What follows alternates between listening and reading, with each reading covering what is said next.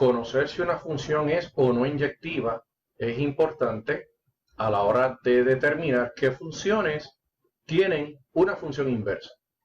Ya hemos definido la función inyectiva como aquella función, es decir, aquella relación entre dos conjuntos donde para cada elemento del dominio existe un solo elemento en el campo de valores, por lo cual es una función, pero que además para cada elemento en el campo de valores existe solamente un elemento en el dominio.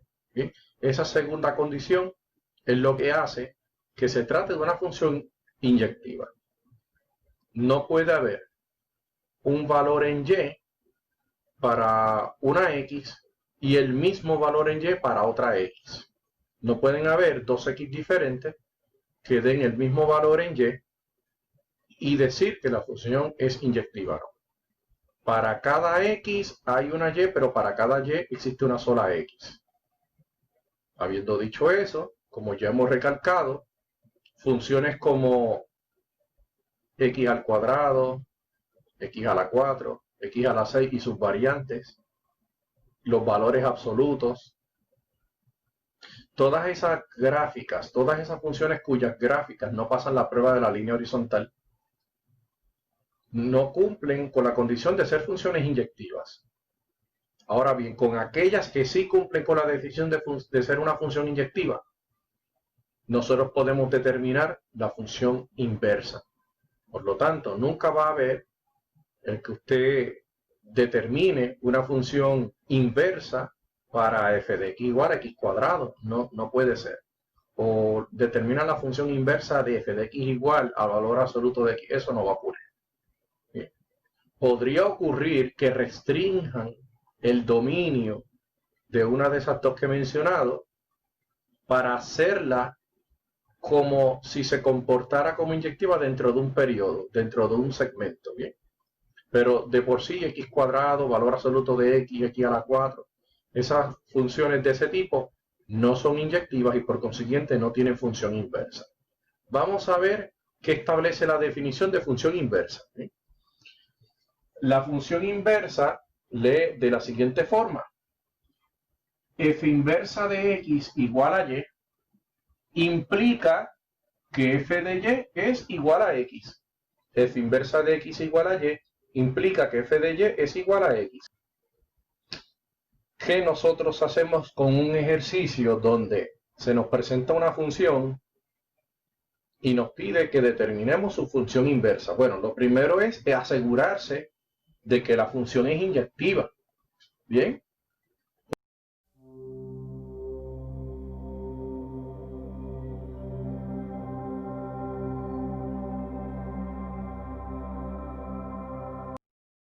Por ejemplo, si yo tengo una función como f de x es igual a 3x, f de x es igual a 3x, si recordamos el tema de función lineal, estamos ante una función lineal. Bien, estamos en una función lineal que está en la forma de pendiente-intercepto, donde en la fórmula pendiente-intercepto era y es igual a mx más b más 0. Quiere decir que esto es una línea recta cuya pendiente es 3 y que pasa por el punto 0, 0. Bien, esto es una línea recta, pendiente 3 y que pasa por el punto 0, 0. No es una función que no cumpla con la condición de ser inyectiva. Sí es una función inyectiva. ¿Y qué es lo que establece la función inversa? Que f de y es igual a x. Nosotros sabemos quién es f de x. F de x es igual a 3x. ¿Qué ocurre si yo le preguntara cuánto era f de 2? Usted me diría, pues 3 por 2, 6. Si yo le pregunto cuánto es f de 5, usted me diría, pues 3 por 5, 15. Entonces, si yo le pregunto quién es f de y, pues usted me diría 3 por y. Así que f de y no es otra cosa que 3y. Si f de x es igual a 3x, f de y es igual a 3y. ¿Y qué me dice la definición? Que f de y lo iguale a x.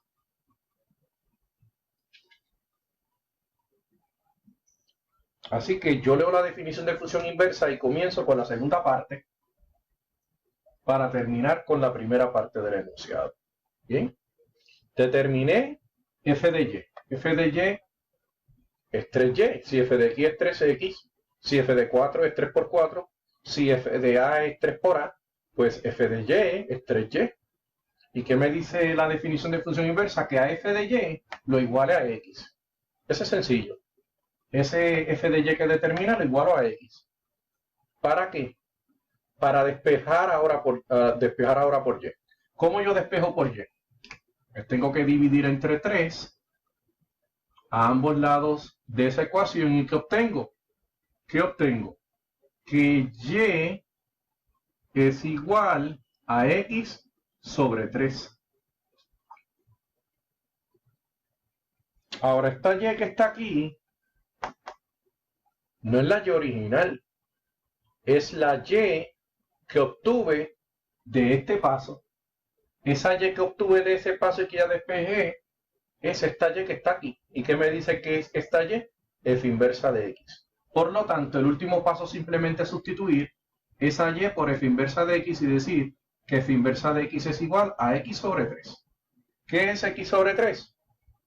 Otra línea recta cuya pendiente ya no es 3 sino 1/3.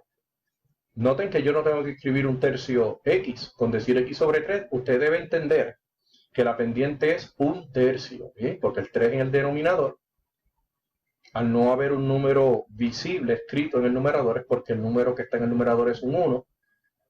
El coeficiente de esa x es 1/3. Y como el coeficiente de la x en una función lineal corresponde a la pendiente, pues la pendiente de esta función es 1/3. Noten que la función original tenía pendiente 3 y que la función inversa tiene pendiente de 1/3. Ahora, aquí ocurre algo interesante. Si nosotros trazamos la gráfica de 3x y en el mismo plano cartesiano trazamos la gráfica de su inversa, nosotros veríamos dos gráficas que son simétricas respecto a una tercera gráfica que se llama y es igual a x. Bien, usted puede tener en plano cartesiano simetría respecto al eje y, simetría respecto al origen. Pues la función inversa y la función original son simétricas respecto a la gráfica y es igual a x. Otra particularidad es que el dominio de una función corresponde al campo de valores de la función inversa, mientras el campo de valores de la función original corresponde al dominio de la función inversa. Noten que prácticamente lo que se hace es sustituir las x por las y por las x y se despeja para y. Si yo conozco los puntos de una de estas dos funciones, por ejemplo, de la gráfica y igual a 3x, yo puedo deducir los puntos de su función inversa. ¿Bien? Así que vamos a realizar la gráfica de ambas en un mismo plano cartesiano.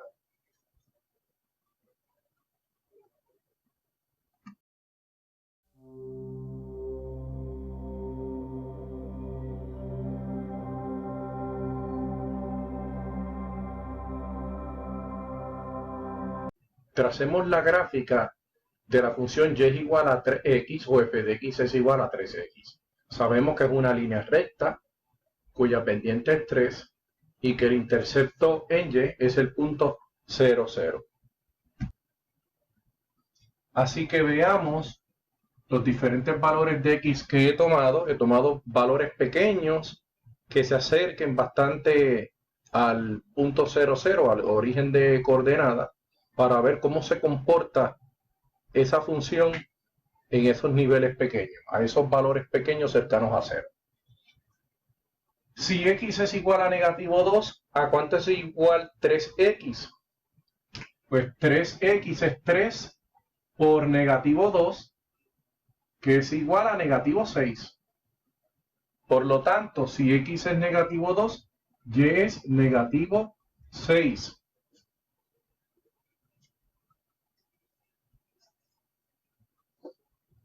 ¿Quién es f de menos 1? Pues 3 por x es igual a 3 por menos 1, que es igual a negativo 3. Por lo tanto, cuando x es 1, y es negativo 3.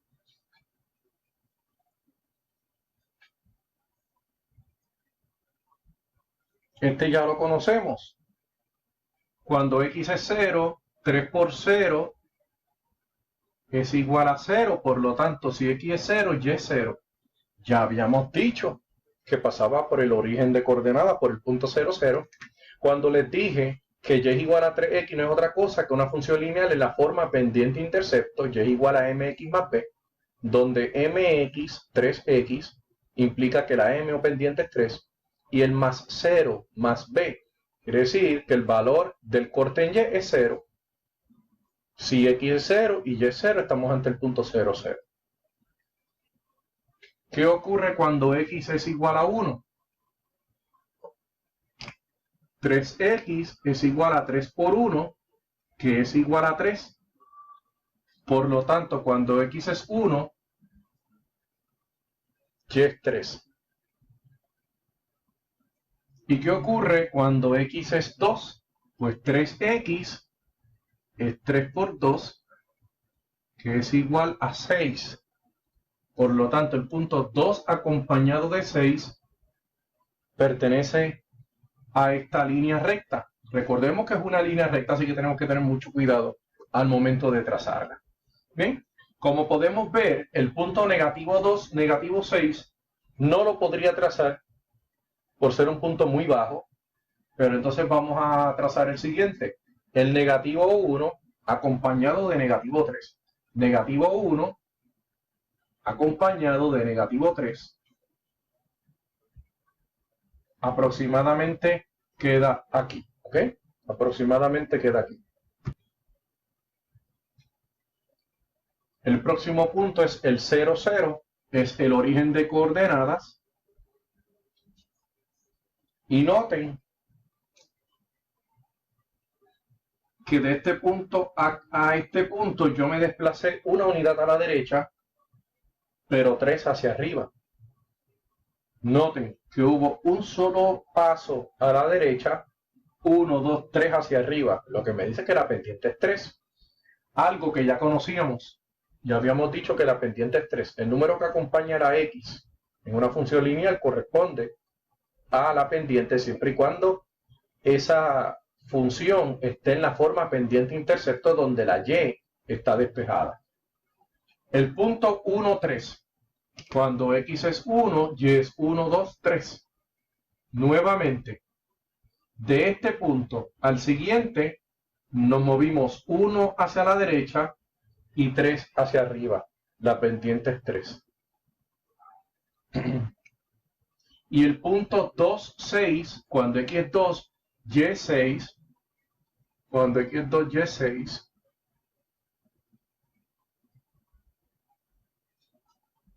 El punto 2, 6 pertenece a la gráfica de esta función. ¿Bien? Así que voy a resaltar estos puntos. El 2, 6. El 2, 6. Teníamos el 1, 5. Teníamos el 0, 0. El negativo 1, negativo 3. Y de haber tenido más espacio, el negativo 2 acompañado de negativo 6. Pero con esos puntos tenemos bastante información. Así que vamos a trazar una línea que una los puntos. Recordemos que toda línea recta tiene una pendiente y esa pendiente se tiene que respetar a lo largo de toda su extensión. Así que vamos a tratar de trazar esa línea recta con mucho cuidado, de que incluya todos los puntos.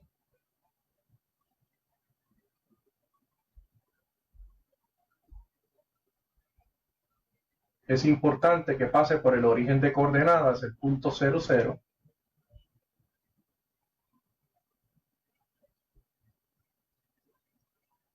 Y esa es esa es la conducta de esta gráfica. Así que se comporta esta gráfica. Noten que está muy inclinada porque la pendiente es 3. Y como ya hemos mencionado, cualquier pendiente por encima de 1 es una pendiente alta. Sabemos que 2 es un número pequeño, pero en términos de pendiente es un número significativamente alto. ¿Bien? Vamos a arreglar aquí un poco. Bien, entonces nosotros tenemos los siguientes puntos. El negativo 2 acompañado de negativo 6, que no se pudo ilustrar en nuestra gráfica. El negativo 1 acompañado de negativo 3. El punto 0, 0. El 1, 3. Y el 2, 6. Nuevamente, este no lo pudimos trazar, pero el menos 1, menos 3 está aquí. El 0, 0 está aquí. El 1, 3 está aquí. Y el 2, 6 está aquí. Bien, así que esa gráfica que ustedes están viendo se llama y es igual a 3x. Ahora yo voy a trazar la función inversa, la gráfica de la función inversa, en ese mismo plano cartesiano. Y para trazar esa gráfica sepan que ya hemos recorrido más de un 80% sin siquiera conocer un punto de la función inversa de manera directa. Con la información que tenemos podemos trazar la función inversa muy rápido. Su gráfica la vamos a trazar rápidamente. Miren de la siguiente forma. Si el punto menos 2, 6 pertenece a la función, el punto negativo 6, 2 pertenece a la función inversa. Si el punto negativo 1, negativo 3 pertenece a la función original, y es igual a 3x. El punto negativo 3, negativo 1 pertenece a la inversa. ¿Sí? Si el punto 0, 0 pertenece a la función original, el punto 0, 0, que sería el mismo, pertenece a la función inversa. Si el punto 1, 3 pertenece a la función original, el punto 3 acompañado de 1 pertenece a la inversa. Y si el punto 2, 6 pertenece a la función original, el punto 6, 2 pertenece a la función inversa. Nosotros vamos a trazar los puntos que puedan ser trazables en este plano cartesiano. Bien, el punto negativo 6, negativo 2 no lo podemos trazar por cuestión de escala. Veamos el siguiente punto. El negativo 3, negativo 1. La función inversa, sus x van a ser las y de la función original. Y sus valores en y, los valores en y de la función inversa, serán los valores en x de la función original. Por eso es que es importante resaltar que el dominio de f es el campo de valores de f inversa. Y el campo de valores de f es el dominio de f inversa. Así que vamos a trazar el punto negativo 3, negativo 1, que quedaría aquí. Este es el primer punto que conozco de la función inversa. El punto negativo 3 acompañado de negativo 1. Ese es el primer punto que conozco de la función inversa. Y digo conozco porque en realidad conozco más puntos. El primer punto que conozco de los dados es el negativo 6 acompañado de negativo 2, pero no lo puedo trazar. Así que el primer punto que podemos conocer y trazar es el punto negativo 3, negativo 1. El segundo punto sería el 0, 0, que ya es parte de la función original. Así que la función original y la inversa coincidieron en este valor. Si el 1, 3 pertenece a f, el 3, 1 pertenece a f inversa. Vean cuál es el punto 3, 1. x3y1. Y podríamos intentar, si el 2, 6 pertenece a la función original, el 6, 2 pertenece a la función inversa. Así que podemos añadir un poquito porque es posible obtener el punto 6, 2, es posible. Así que aproximadamente aquí estaría el 6. Así que el 6 acompañado de 2 es un punto de f inversa. Ahora bien, vamos a trazar la gráfica de f inversa. La gráfica de f inversa, tratando de unir los puntos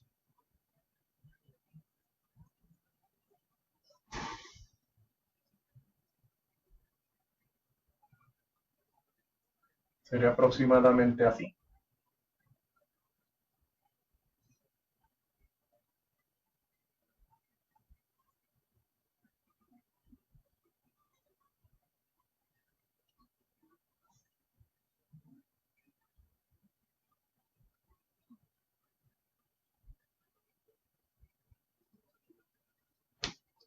Así que aproximadamente esta sería la función inversa, ¿bien?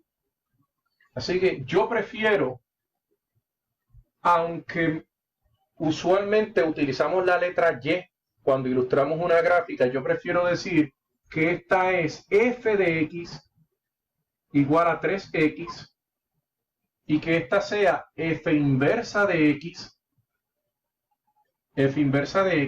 la voy a trazar un poco más. Yo pudiera llamarle a esta f inversa de x igual a x sobre 3. ¿Ok? F inversa de x es igual a x sobre 3. Veamos si existe alguna simetría entre ambas gráficas. Bueno, ¿qué tal si trazamos la gráfica y igual a x? ¿Cómo se traza la gráfica de y igual a x? Es una línea recta donde las x y las y son el mismo valor para cada punto. Es decir, pasa por el punto 0, 0, pasa por el punto 1, 1, pasa por el punto 2, 2, pasa por el punto 3, 3, y así sucesivamente. La gráfica y igual a x pasa por el punto 3, 3, 2, 2, 1, 1, 0, 0, negativo 1, negativo 1, negativo 2, negativo 2, y así sucesivamente. Y yo por lo menos la voy a unir de forma entrecortada para que no interrumpa lo que queremos ilustrar con las funciones originales, ¿ok? La hago entrecortada para que se vea que mi énfasis es notar que ellas son reflejo una de otra en relación a la gráfica y es igual a x. Así que si tenemos una función, si la función original era f de x es igual a 3x y la función inversa es f inversa de x igual a x sobre 3, noten que la gráfica y igual a x es la recta de referencia que hace que una sea reflejo de la otra. Eso va a pasar con todas las funciones y sus inversas. Es importante señalar que para que una función tenga una función inversa necesita ser inyectiva. ¿Ok? Así que a una parábola yo no le puedo hacer esto. Yo no le puedo hacer esto a un valor absoluto. Yo no le puedo hacer esto en x a la 4. Ni a variantes o desplazamientos de esas gráficas que he mencionado. ¿Bien?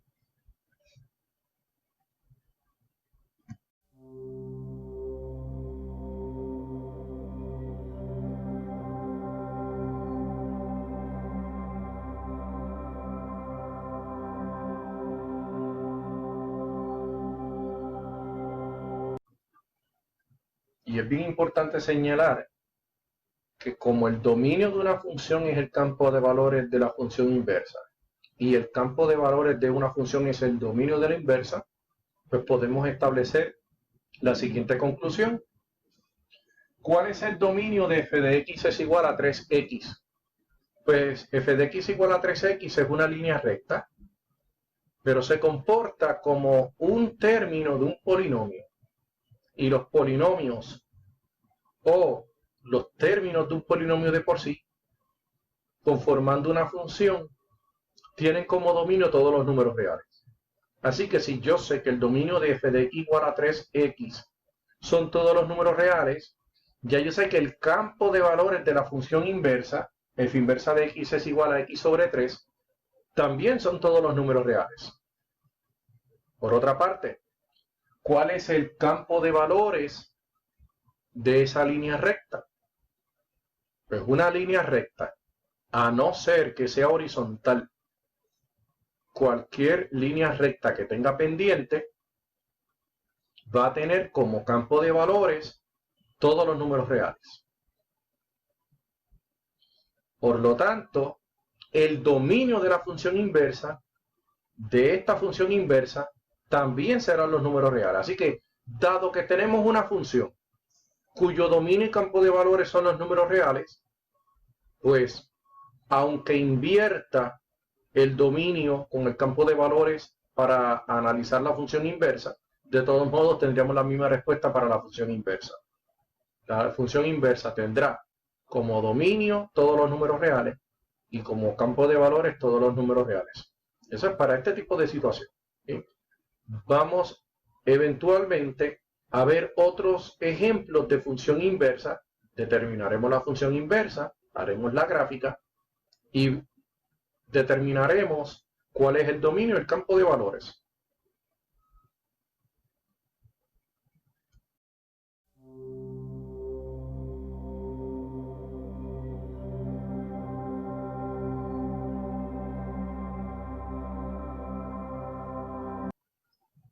Sea f de x igual a x a la 3, una función inyectiva determine la función inversa.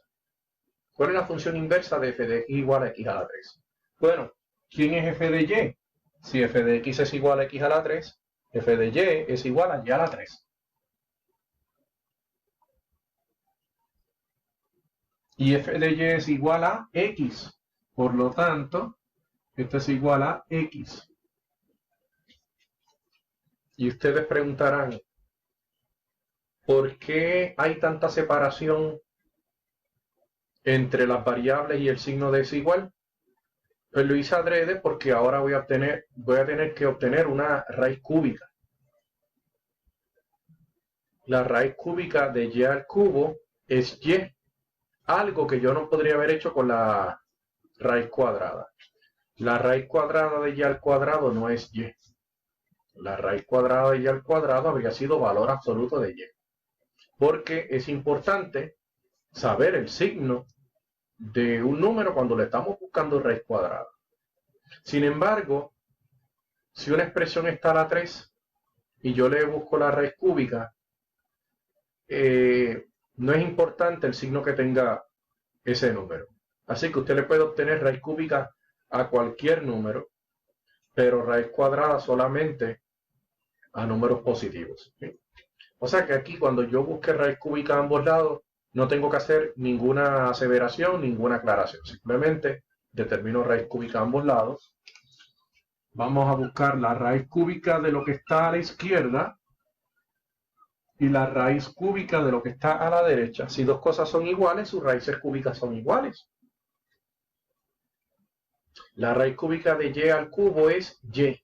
Nuevamente aclaro, si este ejercicio hubiese sido con y al cuadrado, yo no habría obtenido raíz cuadrada de y cuadrado igual a y. Yo habría obtenido raíz cuadrada de y cuadrado igual al valor absoluto de y. Eso tampoco va a ocurrir porque y al cuadrado implica que estoy determinando la función inversa a un x cuadrado. Y ya sabemos que x al cuadrado no es una función inyectiva. ¿Bien? Así que cuando determinemos la raíz cúbica de y al cubo, obtenemos y, y la raíz cúbica de x se queda expresada como raíz cúbica de x. Una vez llegamos a tener la y despejada, y esa y es producto de haber invertido las variables, esa y equivale a f inversa de x. Por lo tanto, f inversa de x es igual a la raíz cúbica de x. F inversa de x es igual a la raíz cúbica de x. ¿Sí?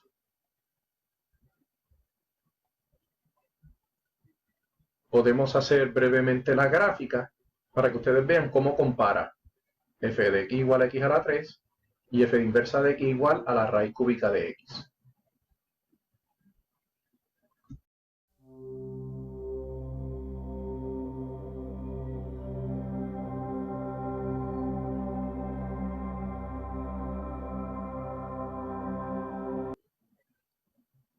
Tracemos la gráfica de la función f de x igual a x a la 3, sustituyendo los diferentes valores que he escogido cercanos a 0 en la fórmula y es igual a x a la 3 para obtener los valores correspondientes en y. Una vez tengamos esos valores, trazamos los puntos en el plano cartesiano y así podemos crear nuestra gráfica. Una vez tengamos la gráfica de y es igual a x a la 3, podemos deducir la gráfica de su función inversa, que es f inversa de x igual a la raíz cúbica de x. Así que nuestro próximo paso es sustituir los valores que están presentes en esta columna en la ecuación y es igual a x a la 3. Empecemos con el negativo 2. ¿Qué ocurre con el negativo 2 si lo elevo a la 3? Cuando algo tiene signo negativo y se eleva a un exponente par, el signo cambia a positivo. Sin embargo, si el exponente es impar, el signo vuelve a ser negativo. Por lo tanto, un exponente impar no le cambia el signo al número. Por consiguiente, menos 2 a la 3 es menos 2 por menos 2 por menos 2, negativo 8. Quiere decir que el primer valor es negativo 8. Bien. ¿Cuánto es x a la 3 si vamos a sustituir un negativo 1? Sustituyendo un negativo 1 a la 3, se obtendría un negativo 1. Negativo 1 por negativo 1 por negativo 1. Regresa nuevamente el signo. Negativo 1. ¿Qué sucede si quien elevamos a la 3 es el 0? Pues 0 elevado a la 3 sigue siendo 0. Por lo tanto, el punto 0, 0 pertenece a la gráfica de y es igual a x a la 3. Sustituyendo el 1, ¿cuánto es x a la 3? Pues en 1 a la 3, el resultado es positivo 1. Por lo tanto, 1 va acompañado de 1.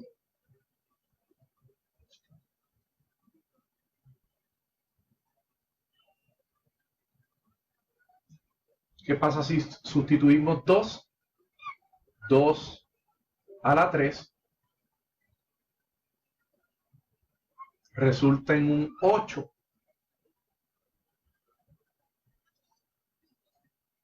Y si pudiéramos tener una gráfica amplia y haber podido sustituir tanto negativo 3 como positivo 3, en este caso solamente coloqué positivo 3, positivo 3 al cubo pasa a ser 3 por 3, 9, por 3, 27, pasa a ser un 27, lo cual es un número muy grande para nuestra gráfica y simplemente lo dejamos expresado, pero no lo utilizamos para fines gráficos. Bien, ahora vamos a colocar esos puntos en el plano cartesiano. Comenzamos viendo si el punto negativo 2, negativo 8 se puede trazar. Este plano cartesiano que he trazado está rotulado en números pares. 2, 4, 6, 8, 10, 2, menos 2, menos 4, menos 6, menos 8, menos 2, menos 4, menos 6, menos 8, menos 10, 2, 4, 6, 8, 10. Así que 10 en cada dirección, excepto aquí que simplemente llega a negativo 8. Pero quiero que sepan que entre cada uno de esos números yo hice una pequeña raya para indicar que ahí están los números impares. Así que podemos trazar los números impares también sin ningún problema en cualquiera de los ejes. El punto negativo 2 acompañado de negativo 8 se encuentra aquí. Aquí sería el punto negativo 2 acompañado de negativo 8. El próximo punto es el negativo 1 acompañado de negativo 1. El negativo 1 es la mitad del camino hasta el menos 2, la mitad del camino hasta el menos 2 bajando.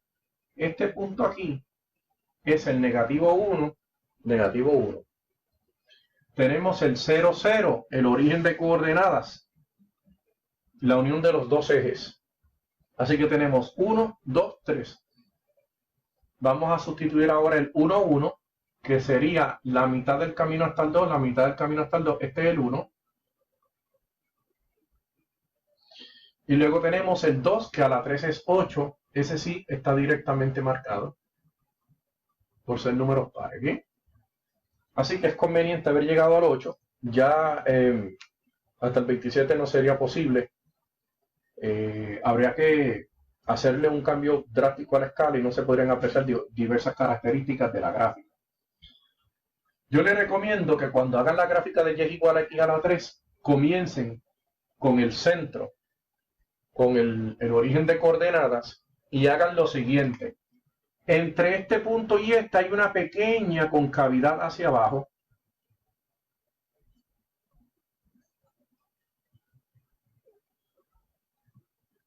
Y entre este y este hay una pequeña concavidad hacia arriba. Entre estos dos, la pequeña concavidad hacia arriba. Entre estos dos es una pequeña concavidad hacia abajo. Y luego tratar de mantener esa conducta desde aquí, ese comportamiento,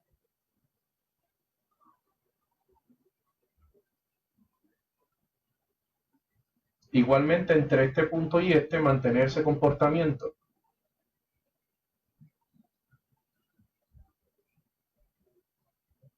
Y sabemos que eso sigue hacia el infinito, este también.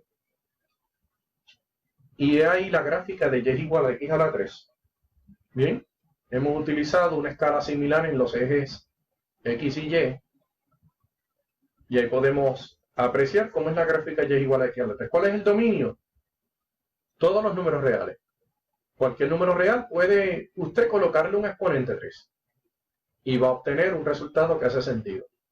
¿Cuál es el campo de valores? ¿Qué y usted va a obtener? Todos los números reales. Mientras más negativa sea la x, más negativa será la y que usted obtiene. Si sustituye una x0, obtendrá un 0.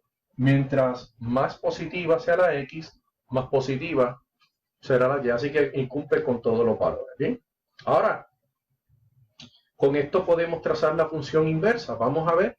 Si tenemos el punto negativo 2, negativo 8, quiere decir que la inversa pasa por el contrario, por x menos 8 y y menos 2. X menos 8 y y menos 2 es exactamente aquí. Ahora vamos a trazar la gráfica de la inversa. La función inversa pasa por menos 8 menos 2. También pasa por menos 1 menos 1. Quiere decir que este punto que habíamos trazado lo comparten ambas. Lo comparten ambas gráficas, tanto x a la 3 como raíz cúbica. Como raíz cúbica de x. El punto 0, 0 y el punto 0, 0, fíjese. Otro punto que es común. Ambas se tocan en el origen de coordenadas. Y por tercera ocasión, observen que el 1, 1 pertenece a la función original y el 1, 1 pertenece a la función inversa. Así que tenemos 3 puntos en común en x a la 3 y la raíz cúbica de x. Así que este punto también. Estos 3 puntos pertenecen a ambas gráficas. Y luego, el punto 2, 8 es de la función original. La inversa pasa por el punto 8, 2.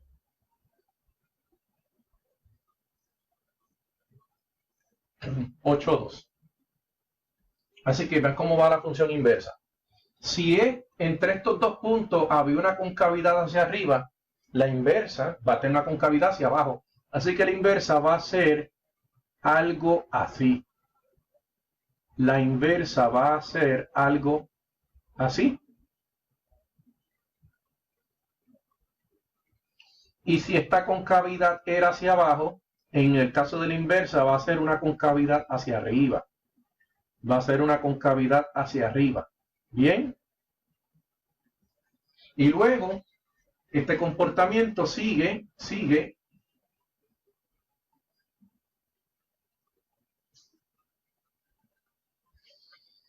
Así que esta gráfica viene así, esta es la inversa, toca el menos 1, 1, cruza, toca el 0, 0, es cóncava hacia abajo, toca el 1, 1, y luego se encuentra con este punto, que es el 8, 2, y sigue hacia el infinito. ¿Ok? Así que observen, la gráfica x a la 3 hace esto. Va subiendo, pasa por el negativo 2, negativo 8, pasa por el menos 1, hace una pequeña concavidad hacia abajo, pasa por el 0, 0, una pequeña concavidad hacia arriba, pasa el 1, 1, y luego llega al 2, 8, y de ahí siguen adelante, ¿verdad? Ahora, la función inversa, que es la raíz cúbica de x, viene desde menos infinito. Uno de los puntos que hemos trazado es el menos 8 menos 2, va muy horizontal, toca el punto menos 1, toca el 0, 0 y toca el 1, 1, pero con cavidades distintas. En este segmento es cóncava hacia arriba y en este segmento es cóncava hacia abajo, y luego continúa. Eso de decir que es cóncava hacia arriba y luego de decir que es cóncava hacia abajo, en el momento en que una gráfica deje de ser cóncava hacia arriba para convertirse en cóncava hacia abajo o viceversa, en ese punto se conoce como punto de inflexión. Bien, eso para que se sepa. Ahora necesitamos trazar la gráfica de y igual a x para poder ver la simetría de ambas gráficas. Recordando, ¿verdad?, que esta se llama f de x igual a x a la 3, recordando que esta de aquí se llama f inversa de x igual a la raíz cúbica de x. Y bueno, necesito saber estos tres puntos, el menos 1, 0, 0 y 1, 1, también pertenecen a la gráfica y igual a x. Donde quiera que las dos coordenadas son iguales, estaría cruzando la recta y igual a x. También pasaría por el 2, 2. Y me gustaría también trazar el 4, 4. Me gustaría también trazar, si me permiten, el 4, 4. Y aquí está el menos 2, menos 2. Y aquí está el menos 4, menos 4. ¿Okay? Así que si yo fuera a trazar esta línea recta con mucho cuidado, haríamos algo así. La voy a hacer entrecortada para que no se confunda con las que hemos trazado.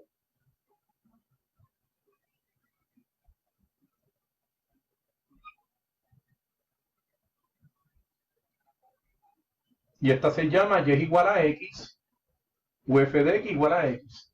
Bien, noten como una gráfica y su inversa son simétricas entre sí en relación a la gráfica de y es igual a x.